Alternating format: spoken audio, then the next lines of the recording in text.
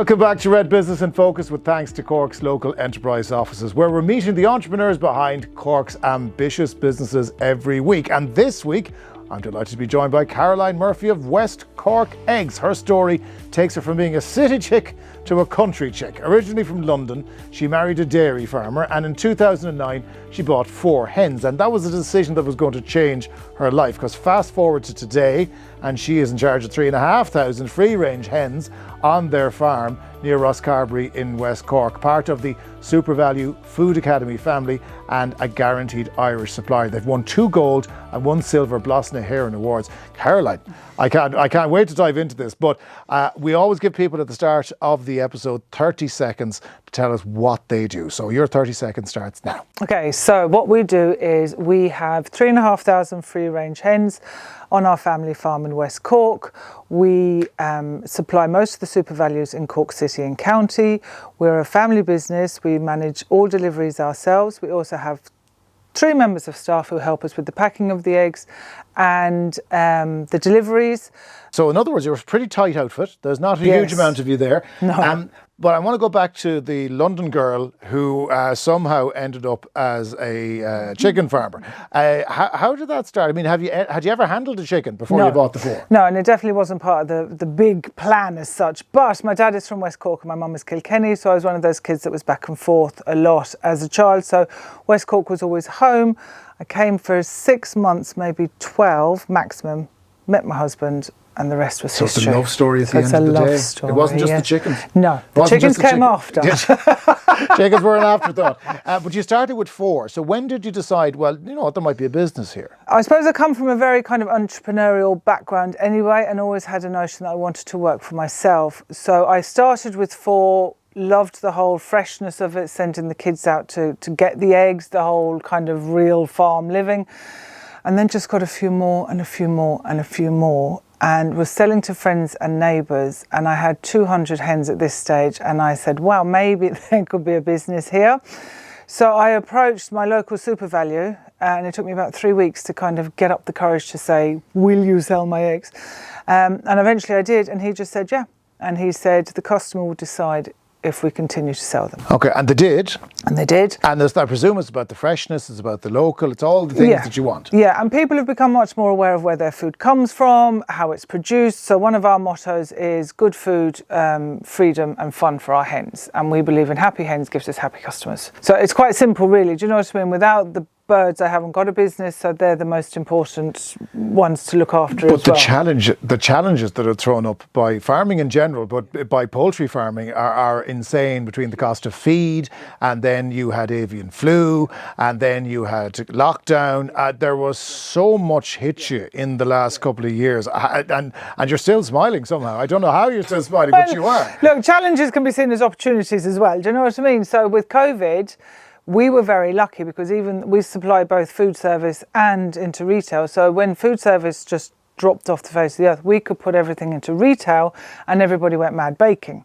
So again, it was great. Our problem was a hen will only lay 1 egg a day. Despite asking them. Despite asking them or bribing or anything else, right? There's still only 1 egg a day. So, it was trying to keep up with demand.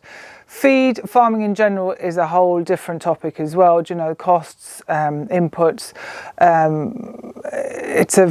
We obviously set the price for our eggs. The shops will buy them. We agreed that with like my husband's a dairy farmer, and the price is dictated to him. Yeah. So, it's a very difficult model. It's a little bit easier to do it your way. Yes, because there's less intermediary. Yeah. When you looked for support, again, it's an accidental business like the best kind. Yeah. You started with 4, then you got 200, now you're 3,500. You looked for help along the way, and that's where the local enterprise office came in. A huge part of my whole journey of being the enterprise. So when I started the business, I'd had a background in recruitment, credit control, management, training, sales, customer service, all that. But that's very different to running your own business. So there were still gaps where I didn't know. So I said, if I'm going to do this, I'm going to do it properly. So I contacted my local enterprise office and I did Start Your Business. I've done Women in Business, I've done social. I was the poster girl for all their courses, right? And it was brilliant and again, they led me to the Food Academy because it's a collaboration between Super Value and the local enterprise office and Board Beer that we got onto the Food Academy.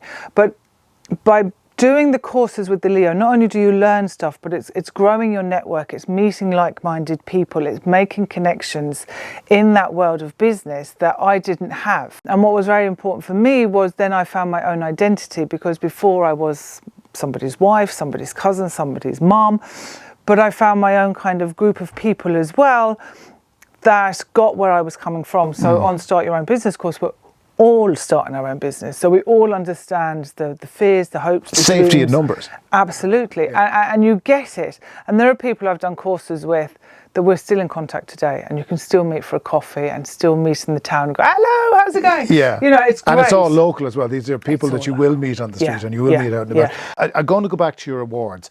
Look, an egg is an egg is an egg, right? How do your award-winning eggs differ from other eggs? They're the best. So when we first started out, again through mentorship with the local enterprise office, I just wanted eggs to be fun and a bit sexy, right? Because an egg is an egg, right? But you can have fun doing what you do, and there is so much you can do with an egg as well. So we kind of, our packaging reflected that. And literally our motto is to get today's egg on the shelf tomorrow. So it's that freshness, and there's 28 days of freshness in an egg. So next time you're in the shop, if you see the best before date on the egg, that egg was laid 28 days previously. So you will know how old the egg is. Again, we always let our birds out. There is free range every day. They're out. You can see them. If you drive past our farm, you'll see them, especially late in the kind of early evening, 5 o'clock. It's just lovely, all browns. They're all pecking kind of thing. And good food, like we have playhouses for them with little xylophones and things like that. Hang on, your hens are treated better than I am. I know, and me, right? So yeah, look, it's all about having a bit of fun, the freshness. The birds are very important, their welfare, everything like that. I have to say, I'll never look at an egg in the same way again. There you go. I'm now demanding sexy eggs everywhere I go. West Cork eggs are available directly from SuperValue. Yep. Right around Cork? Right around Cork City and County, and independent retail outlets, cafes, restaurants, hotels as well. Anywhere you need a good egg. Absolutely. A sexy egg. Yes. You find them. A fun Caroline and sexy Murphy, egg. thank you so much. You're welcome. And that is it for this episode of Red Business in Focus. Thank you so much for watching. Next week we're going to meet with Claire Keane of 2nd Street Bake Shop. Her love of the culinary arts enabled her to build an award-winning San Francisco-style artisan baked goods company. She returned to Ireland and is doing the same here with her new entrepreneurial journey with the bake shop. Cannot wait to hear about it. That's next time on Red Business in Focus, with thanks to Cork's local enterprise office.